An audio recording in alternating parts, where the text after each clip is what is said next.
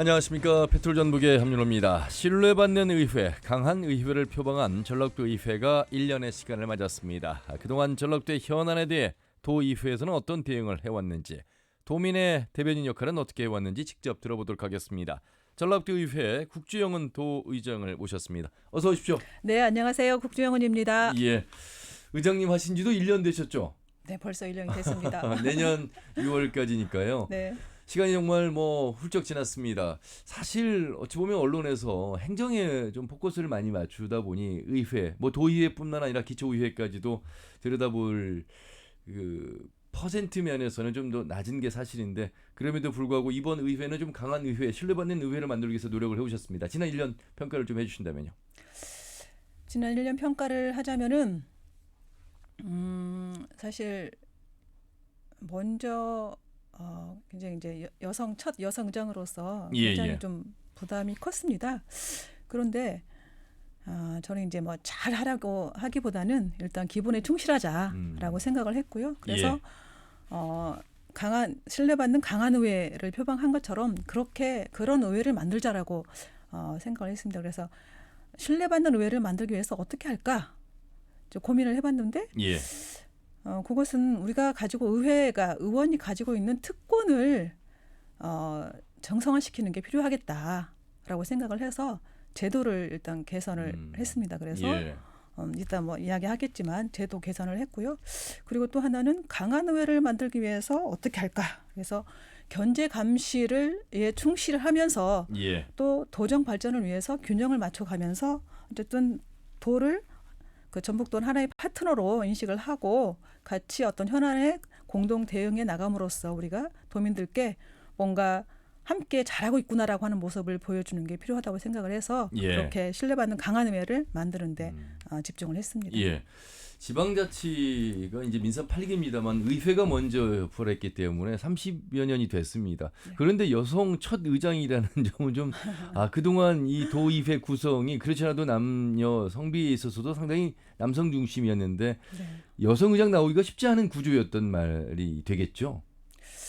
그랬던 것 같아요. 일단 여성이 숫자가 적다 보니 왜 성주류화가 되어야 그 속에서 또 여성이 뭔가도 할 수 있는 기회가 쉽게 만들어지기도 하고 그러는데 일단 숫자가 너무 적은 속에서 여성이 의장을 한다는 게 쉽지 않은 상황이었죠. 그런데 마침 민선 8기 들어서 젊은 정치인이 도지사가 되면서 그것을 제가 이제 계속 이야기를 했죠. 이렇게 변화를 하는데 우리 의회도 뭔가 변화해야 되지 않겠느냐라고 하는 이야기를 이제 우리 의원님들 만나면서 계속 해나갔죠. 전국 17개 광역 시도가 있는데요. 그 유일하게 아무튼 여성 의장이 있는 곳은 우리 전라북도 의회입니다. 이 상황만 놓고 보더라도 여성 의원들 광역에서 참 의장이 되기가, 또 여성 의원이 얼마나 적은 숫자에 해당되는지를 알 수 있고요. 한편으로 이제 견제 감시 역할 말씀을 하셔서 의회가 하는 역할 아니겠습니까? 네. 그러면서도 불구하고 이제 파트너십을 통해서 전라북도의 긍정적 발전적 방향을 함께하겠다 이런 말씀하셨는데, 민주당, 그러니까 도의회 의원이 40명인데 민주당이 37명이죠. 네. 견제 감시가 이 같은 일당 일색으로서 잘 될까? 이런 부분에 대한, 그러니까 상식적으로 그냥 그런 질문을 할 수가 있잖아요. 그렇죠. 파트너십은 잘 되겠습니다만 이런 질문에 대해서는 어떻게 생각하세요? 물론 이제 그런 특히 시민사회 단체에서 이제 그런 이야기들을 많이 해요. 민주당 같은 당끼리 어떻게 견제 감시가 가능하냐라고 하는 그런 이제 질문들을 많이 하고 또 비판도 하고 그러는데, 사실 우리 의원님들 개개인이 그리고 의회라고 하는 곳이 본래의 기능이 어떤 것인가라고 하는 것에 기본에 충실하다 보면은 사실 그런 염려를 할 필요가 없는 거죠. 근데 실제로 저희 12대 의회 들어서서 의원님들께서 실제로 그렇게 해주고 계세요. 기본에 충실하고 있다는 저는 생각을 많이 하고 있습니다. 그래서 견제 감시에 정말 충실하면서 또 뭔가 대안을 제시하고 균형을 맞춰가는 이런 것에 또 열심히 하는 모습을 보이고 있습니다. 견제 감시를 좀 시작부터 잘 하고 있다고 느낄 수 있는 대목은 역시 전라도 출연기관 인사청문회에서 의회 의원들의 역할이었습니다. 그렇죠. 아마 그런 부분들이 이제 공부하는 의회, 또 신뢰받는 의회가 되기 위해서 제대로 된 목소리를 내고 있는 모습, 바로 이런 부분들 아니었겠습니까? 네, 그렇습니다. 사실은 아시겠지만 뭐 5개에서 이제 9개 출연기관으로 확대가 그렇습니다. 됐어요. 예. 그러면서 굉장히 사실 청문회를 하는 이 자체가 쉽지 않은 일이에요. 예. 그런데 우리 의원님들께서 정말 청문회를 대비해서 정말 공부도 열심히 해주셨고, 예. 그리고 또 성과도 나름대로 냈다고 생각을 하고 있습니다. 그러면서 저는 이제 어쨌든 또 그런 뭐 청문회가 뭐 그 도덕성 검증도 하지 않고 예. 실효성 있느냐라고 하는 그런 또 이야기도 해요. 그런데 사실 도덕성을 검증하기 위해서 청문회를 하는 건 아니거든요. 중요한 것은 어쨌든 단체장의 인사권을 견제한다라고 하는 그런 차원이 있고, 또 하나는 어쨌든 투명하게 어쨌든 인사를 해야 한다라고 하는 이런 것들을 또 견인해낼 수 있고, 그다음에 다는 아니지만 나름대로 사대 폭력이나 어떤 갑질, 이 도덕성 검증, 그리고 예. 전문성들을 어쨌든 이 청문회를 통해서 이제 알 수 있는 것이죠. 예. 그래서 그런 것들을 저는 도민들께 알리는 것도 매우 중요하다라고 생각을 하는데, 그런 면에서 우리 의원님들께서 굉장히 좀 잘해주고 계신다 이렇게 예. 생각이 듭니다. 자, 굵직굵직한 1년 동안의 변화를 제목 중심으로만 살펴보도록 하겠습니다. 뒤에 또 질문을 드리겠습니다. 일단 뭐 의회 내부 소통 강화도 있고요. 전라도의회 의원 공무국외 출장에 관한 조례도 제정을 했고, 좀 들어보도록 하겠습니다. 몇 가지가 있더군요. 네. 예. 먼저 아까 말씀하신 것처럼 전라도 의회 의원 공무국외 출장에 관한 조례를 제정을 함으로써 예. 과거에는 그냥 뭐 다녀왔더니 국외 연수를 이제 가기 전에 심사를 하고 예. 다녀와서 다녀온 내용을 가지고 집행부와 토론을 하고, 아하. 그리고 이 보고서가 나온 걸 가지고 기자실에 가서 또 브리핑을 하고 그거를 본회의장에서 도민들께 보고하도록 하는, 예. 물론 기자실 가서 브리핑하고 이런 것은 아니지만 어쨌든 이런 것들이 사실 내용이 다 들어 있습니다. 제도화를 한 것이죠. 그러다 예. 보니까 그 이제 로드맵대로 하다 보니 그런 결과를 가져왔던 것이고, 결국은 그러한 것들이 저는 도민들께 뭔가 신뢰받는 의회로 가는 길이 아닌가라고 하는 그런 생각이 들고, 예. 또 하나는 잘 아시겠지만 우리 지방 의원들 징계하면 손방망이 뭐 제 식구 감싸기 뭐 이런 그런 비판을 말들이 많이 있잖아요. 받았죠. 예. 근데 사실 뭐 성폭력, 성추행, 음주운전, 그다음에 뭐 비리 뭐 이런 것들이 있어도 최고의 징계가 사실은 출석 정지입니다. 그러다 보니까 그렇게 이제 된 것인데, 예. 그래서 저희가 이건 아니다. 이건 도민의 눈높이에 맞는 뭔가 기준을 제시해야 된다라고 해서 저희가 좀 세분화했습니다. 세분화해서 심지어는 제적까지 이렇게 징계를 뒀고요. 그 조례를 개정을 했고, 또 하나는 의정비 지급에 관한 조례를 개정을 해서 예. 과거에 출석 정지를 당해도 유급이었죠. 예, 돈을 받았죠. 다 줬습니다. 그런데 저희가 개정을 해서 의정활동비 그리고 월정수당을 다 지급을 제한하도록 하는 내용으로 개정을 했습니다. 그러니까 이제 해외 연수를 외유성 해외 연수라는 비판을 받아왔던 것이 바로 이러한 조례를 통한 시스템이 확립되지 않았기 때문에 놀러 간 거 아니냐, 왜 이렇게 가야 되느냐 이런 비판을 받았습니다. 그런데 이제 바로 그런 부분들을 이제 종식시킬 수 있는 근거를 마련했다. 네. 사실 어찌 보면 의회 윤리에 대한 처벌 징계도 밖에서 보는 우리 도민들의 눈높이에서 보면요, 보편적으로 정립을 하면 어렵지 않거든요. 맞습니다. 예. 그래서 이제 윤리에 이제 외부 인사가 좀 들어가면 더 좋지 않겠느냐 이런 말씀들도 많이 하시는데 아직 거기까지는 문을 열지는 못하신 것 같아요. 그 윤리 특위에는 들어와 있지 않고요. 그 전에 이제 자문위원회가 있어요. 거기에는 변호사, 아무튼 변호사 등 시민사회단체 다양한 그룹이 들어와 있고 12명 중에서 8명이 외부 인사고 4명이 의원입니다. 예. 지방의회가 여러분 많은 변화를 가져왔습니다. 독립성, 자율성, 그리고 더 많은 어떤 의회 권한, 의회 사무처의 권한도 이제 의회로 들어왔고요. 이러므로써 이제 우리가 바라보던 행정과 함께 걸어가야 될 광역의회 또 기초의회들도 많은 변화들을 하고 있습니다. 실제 또 의원들도 그런 공부하고 신뢰받는 의회가 되기 위해서 노력들도 많이 하고 계시고요. 그럼에도 불구하고 좀 더 의회의 권한이 더 필요하면 좋겠다 이런 목소리도 있습니다. 좀 말씀해 주신다면요. 네. 뭐 잘 아시겠지만 지방자치법이 전부 개정이 되면서 예. 작년 4월부터 이제 인사권 독립이 됐습니다. 예. 과거에는 이제 의회하고 집행부하고 이렇게 뭐 교류를 하다 보니 의회에 있다가 집행부로 가야 되잖아요. 행정 소속이었다가 네. 이제 다시 의회로 파견 와서 다시 또 다시 가야 되잖아요. 예. 그러면 소신 있게 예, 뭐 지원하고 뭐 보좌하는 게 가능하겠는가라고 하는 그런 목소리들이 많이 있었죠. 예. 그래서 인사권 독립이 됐어요.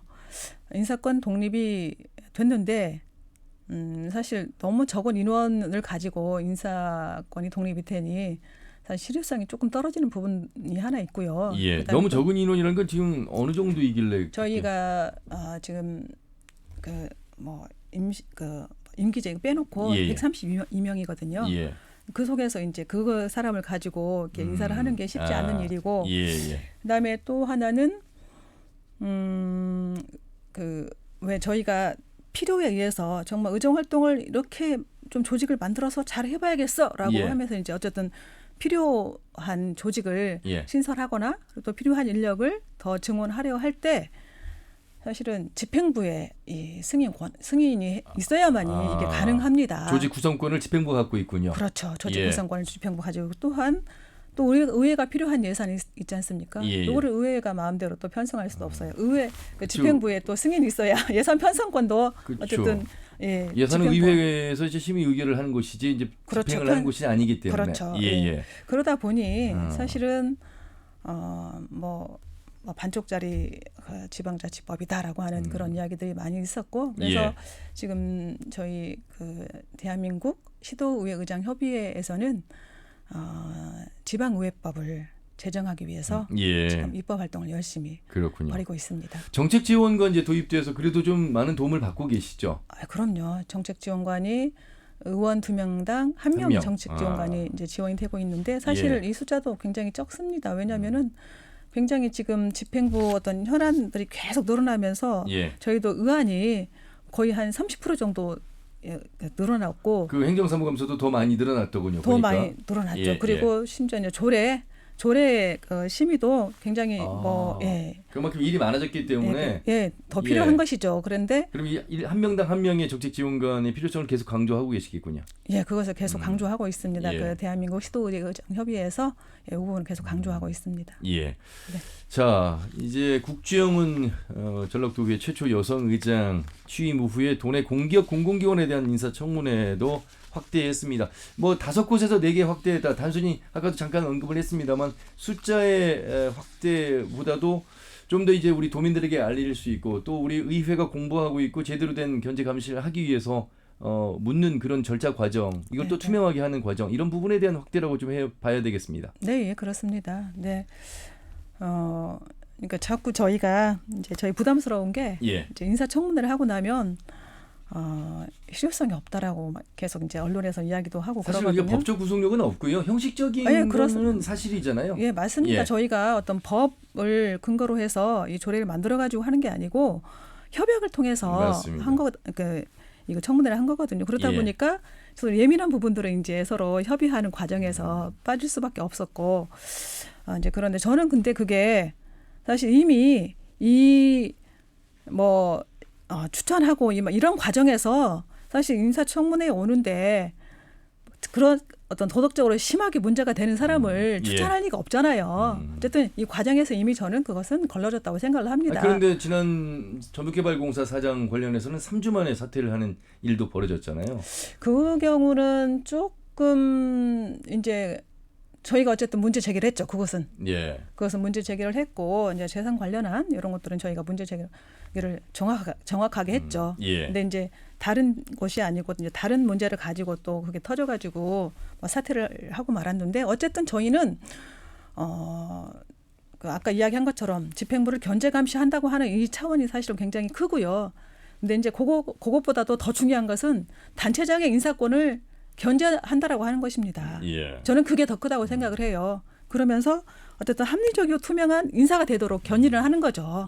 저는 오히려 그 부분이 더 크고 가장 크고 그다음에 이제 어떤 도민들에게 알 권리를 전하는 것. 국정원 의장님의 취지는 정확히 알겠습니다만 그럼에도 불구하고 우리 도민들 아니 국회 인사청문회에서도 이 도덕성 검증하는데 사실 이 도덕성 검증은 왜 비공개로 하느냐 이것도 우리는 좀 알고 싶다 이런 목소리 많이 나오잖아요. 예, 사실 그렇습니다. 그렇게 많이 나오고 있고요. 그런데 다행히 이제 저희가 그 우리 전라북도 의회에서 그 시도의장 협의회에다가 지방자치법을 개정해서 인사청문회를 할 수 있도록 좀 추가를 해달라고 하는 그 내용을 건의를 했어요. 근데 그게 받아들여져서 9월 11일부터 어쨌든 이제는 법에 근거해가지고 인사청문회를 할 수 있도록 됐습니다. 이게 보니까 지방자치법 제47조 2항을 신설했네요. 네네, 신설을 해서 이렇게 법적 근거를 마련하면 이 도덕성 검증 공개 실효성 있는 조례에도 담을 수 있겠네요. 예, 그렇죠. 그래서 저희는 10월에 어쨌든 이제 조례를 뭐 발의할 예정이고요. 근데 이제 한 가지 아쉬운 것은 단체장이 요청 시에 이 청문회를 할 수 있도록 하는 또 내용이 그 안에 또 있는 거예요, 법에. 그래서 그러면 단체장이 요청하지 않으면은 하지 말라는 건, 그럼 하지 말라는 거야? 이런 저희가 이제 뭐 반문을 하면서 반문을 하기도 했는데 그래서 저희는 어쨌든 이 내용, 그러니까 그것과 관련해서.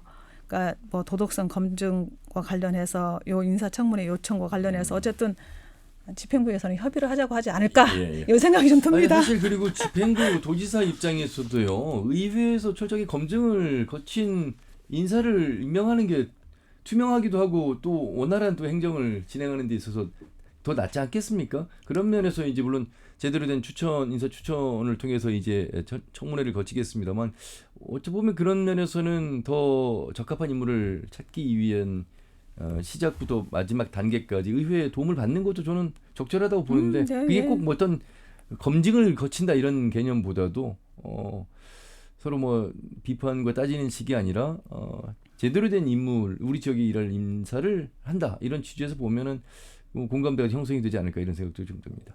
예, 그렇습니다. 어쨌든 또 다른 측면, 책임성을 이 청문회 과정을 통해서 책임성을 확보한다고 하는 이 측면도 굉장히 좀 중요하기 때문에 어쨌든 저는 집행부로서는 단체장으로서는 인사청문회를 피할 이유가 없다. 뭐 그렇게 생각을 합니다. 그 도의원이 징계받을 경우 이제 의정비 지급 제한 아까 말씀하셨잖아요. 이거는 그러면 윤리특위를 통해서 나온 이 결과를 징계를 토대로 해서 얘기하시는 거잖아요. 그래서 이제 출석 정지 기간이라든지 이럴 때는 의정비나 월중수당을 지급하지 않는다. 그럼 이제 징계 자체가 제대로 이루어져야 될 텐데 징계에 대한 신뢰 가능하겠습니까? 아까도 말씀드렸지만 뭐 제19 감싸기가 강화했던 윤리특위여서 그래서 저희가 아까 제가 이야기한 것처럼 징계에 관한 요 조례 있잖아요. 요거를 그러니까 윤리 그에 관한 요 조례가 있거든요. 여기에 그래서 구체적으로 세분화했어요. 세분화. 음주운전 시 이러한 그러니까 쭉 세분화를 해가지고 이때는 어떻게 하고 이때는 어떻게 하고 이런 징계를 주고 이때는 이런 징계를 그렇게 세분화를 한 거예요. 조례 개정을 통해서. 알겠습니다.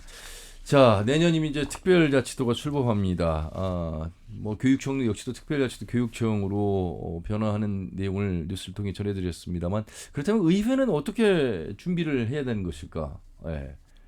특별자치도와 관련해서요. 저희는 일단 저희 의회 관련한 내용이 조항이 5개가 있습니다. 5개 들어갑니까? 5개가 있어서 그거를 어쨌든 좀 반영을 시키기 위한 그런 그 입법 활동 요것들을 행안부에서 맡고 있기 때문에 행안부를 계속 다니면서 사무처에서 우리 이제 의회 사무처에서 한번 다녀왔어요. 이렇게 활동을 할 것이고 그 다음에 또 이제 전반적인 232개 조항이 있지 않습니까?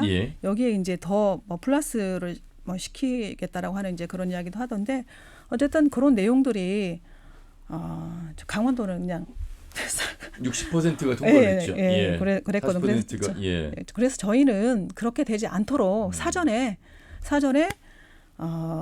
뭐 행정, 관계부처, 그다음에 국회를 다니면서 집행부와 함께 어쨌든 입법 활동을 위한 그런 노력들을 이제 할 것이고 그리고 어쨌든 끊임없이 저희들은 그 지원특위가 있기 때문에 지원특위를 통해서 어떤 특자도의 어떤 방향에 대한 어떤 그 토론회 세미나 이런 것들을 전문가를 초청해서 계속 예. 해나갈 지금 그러니까 계획을 가지고 있습니다. 이번 의회가 좀 다른 점이요. 예. 그 세미나 아까 토론회 이런 부분 말씀하신 것처럼 이번에 뭐 전북 특별자치도 연구회도 통해서도 공부도 하고 자주 그 지난번 대한방지권 관련해서도 의회에서의 목소리를 내는 세미나가 있었고 그래서 상당히 많이 변하고 있구나 이런 이제 느낌을 받았습니다. 실제로도 그렇고요. 의장님으로 보시기에도 그렇게 좀 많은 의원님도 노력하고 계시다고 보시죠. 네, 예, 그렇습니다. 어쨌든 저희가 지금 지원특위를 많이 만들었지 않습니까?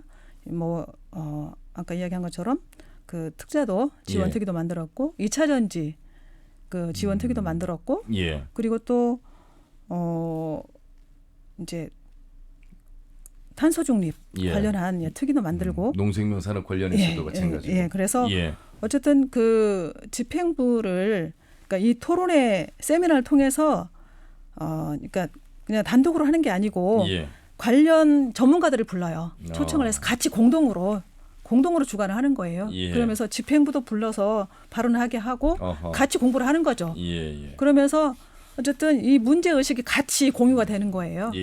그러다 보니 어쨌든 이 뭔가 지원하는 데 있어서도 이견이 없이 우리가 이런 부분을 지원해야겠구나라고 생각을 하고 지원하고 있고 또 그렇게 활동함으로써 이제 탄소중립 특위 같은 경우는 오히려 집행부 관심이 없었는데 저희가 이렇게 활동하는 걸 보면서 오히려 지사가 관심을 갖게 됐다고 감사해 하더라고요. 그 말씀은 이제 김관영 지사가 취임하자마자 이제 기업 유치의 방향성 또 굵직굵직한 것들에 대한 방향성을 목표로 이제 발로 뛰는 그런 이제 도지사의 행정을 모습을 보면서 사실 조금은 그렇다 보면 소외되는 그 분야도 있을 텐데 바로 의회에서 이런 투기를 통해서 공부하고 집행부도 모시고 전문가를 통해서 세미나를 거쳤을 때 놓치고 가는 부분에 대한 방향성도 함께 제고할 수 있다 이런 측면을 말씀하신 것 같습니다. 예, 그렇습니다.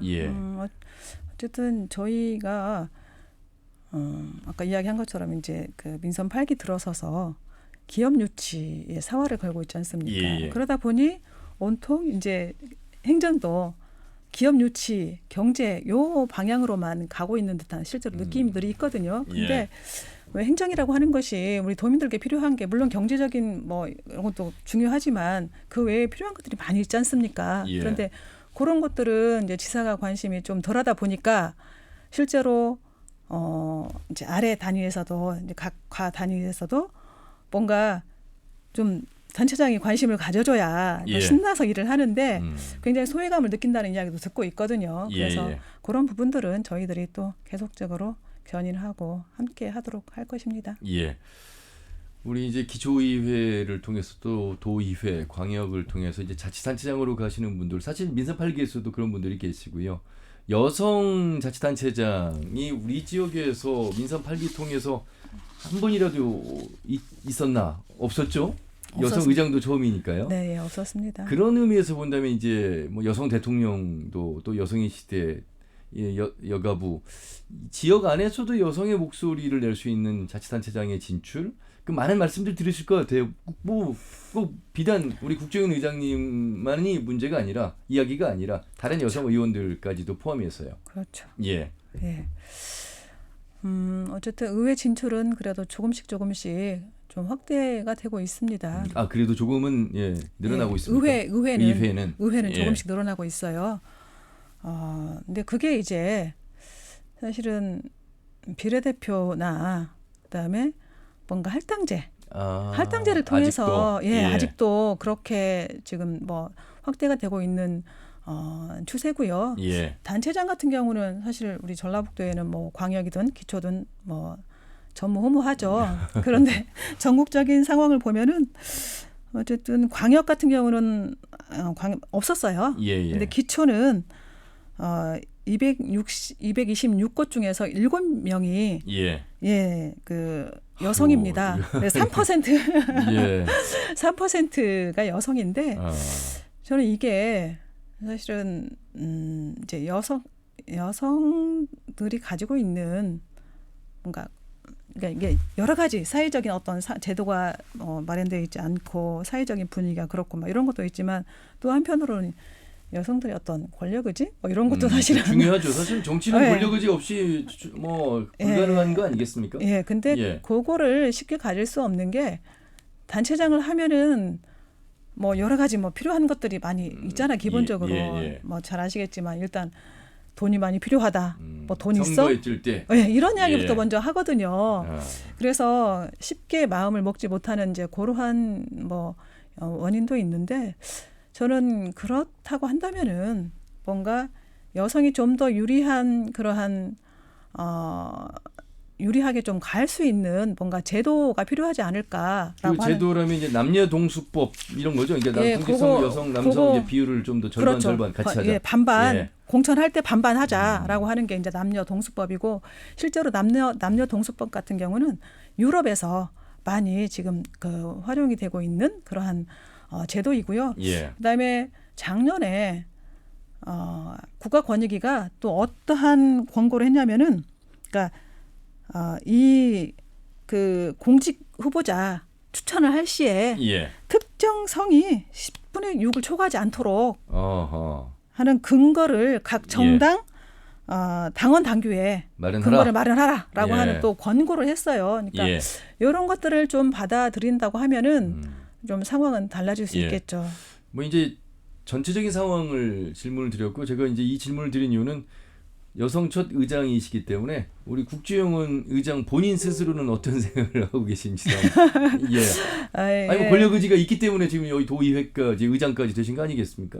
사실 또 그 문을 또 열어 주셔야 하는 또 책임도 어느 정도 있으시고. 맞습니다. 뭐 제가 의장 처음에 마음 먹었을 때 사실은 제가 그 자리에 가겠다라고 하는 그것도 일정 부분 있었겠지만 오히려 더 컸던 것은 내가 떨어져도 일단 여성이 이것도 한번 뭐 해보겠다라고 나섰구나. 그렇죠. 여성도 할 수 있다라고 하는 걸 보여줘야겠다라고 하는 그 생각은 사실 했습니다. 그래서 나름대로 먼저 하고 있는 선배로서 어떤 책임 의식 이런 것들이 좀 있었다고 생각을 하고요. 단체장도 마찬가지로 지금 현재로서는 어쨌든 의장에 충실하겠다라고 생각을 하지만 또 요청이 있을 시에는 그거는 또 이제 또 다른 문제니까 그거는 어쨌든 제 의지하고는 무관하게 그러한 상황들이 만들어질 수 있겠다라고 하는 생각도 듭니다. 여러분 뭐 한 번 더 말씀드리자면 전라북도 도지사와 시장군수 교육관 포함해서 여성은 단 한 명도 없었고요. 광역의회 의원 이제 지역구로만 보면 36명인데 여성은 6명이고 기초가 14개 시군에 172명 지역구로만 보면요. 그중에 32명 18%밖에 되지 않습니다. 아직도 이 여성들의 정치 진출이라고 할까 여성의 기회가 좀 더 확대돼야 된다는 그런 목소리. 그래서 이제 남녀 동수법 이런 제도도 뒷받침의 목소리도 나오는 것 같습니다. 자, 시간이 많이 흘렀고요. 이제 우리 도민들에게 우리 도의회는 이렇게 더 일을 하겠습니다. 또 내지는 우리 도민들에게 부탁하고 싶은 말씀 있으시면 좀 해주시죠. 네. 저희들은 저희가 지난 1년 동안 했던 것처럼 그렇게 열심히 공부하고 견제감시 그 본연의 기능인 견제감시에 충실하고 또 어쨌든 전북이 변화하고 있는 이 상황에서 함께 이 변화의 중심에 같이 설 것이고요. 우리는 그 전북특별자치도 특별법을 법안 발의해서 사실 6개월 만에 통과를 시켰습니다. 강원도는 14년 만에 통과가 됐다고 하더라고요. 저는 이것은 기적이라고 생각을 합니다. 저는 이것은 도민의 간절함과 전라북도 정치권 그리고 또 도의회의 어떤 지원 이런 것들이 어우러져서 만들어낸 성과라고 생각합니다. 그래서 저는 우리는 이걸 통해서 이렇게 하면 성공할 수 있다라고 하는 것을 저는 배웠다고 생각을 해요. 그래서 저는 굉장히 중요한 교훈이라고 생각을 하는데 그래서 내년 1월 18일에 출범할 전북 특자도법은 어쨌든 전북이 독자 권역으로 발전할 수 있는 하나의 기회이지 않습니까? 그래서 앞으로 출범할 때까지 우리 도민들께서 많이 좀 응원해 주시고 또 필요시에는 또 행동으로 나서면서 전북의 새로운 역사를 쓰는데 함께 했으면 좋겠다라고 하는 그런 부탁 말씀드리고 또 우리 전북 도의회도 오로지 도민만을 바라보면서 전라북도 발전을 위해서 정말 열심히 하겠다라고 하는 그런 말씀드리겠습니다. 자, 신뢰받는 의회, 강한 의회, 신뢰를 받아야만 강한 힘이 나올 수 있겠죠. 그 두 가지 기치를 실현시키기 위해서 남은 또 1년의 의장 역할을 잘 하시고요. 행정도 견제 감시하시면서 또 함께 파트너십으로서 우리 특자도 관련된 내용이라든지 굵직굵직한 내용에 함께 해주시길 바라겠습니다. 말씀 여기까지 듣겠습니다. 고맙습니다. 네, 감사합니다. 예, 전라북도의회 국주영은 도의장과 말씀 나눠봤습니다.